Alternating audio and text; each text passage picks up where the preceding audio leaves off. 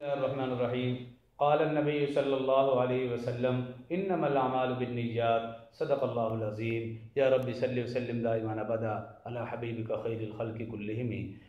इबादात में नीयत का बहुत बड़ा अमल दखल है। मिसाल के तौर पर वज़ू कर रहे हैं तो उसमें उसकी सुन्नतों में से अहम तरीन सुन्नत नीयत करना है। इसी तरह जब नमाज पढ़ रहे हैं उसमें भी नीयत का अमल दखल। इसी तरह रोज़े के मामले में भी याद रखें नीयत का बहुत बड़ा अमल दखल है।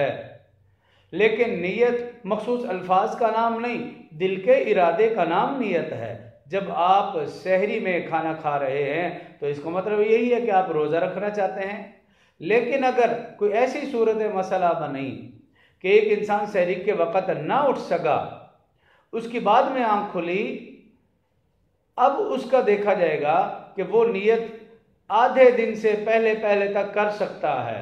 अगर उसने आधा दिन गुजरने से पहले पहले रोज़े की नीयत कर ली तो उसका रोज़ा हो जाएगा, और अगर आधा दिन गुजर गया और उसने नीयत नहीं की तो उसका रोज़ा नहीं होगा। अल्लाह समझने और अमल की तौफीक दे।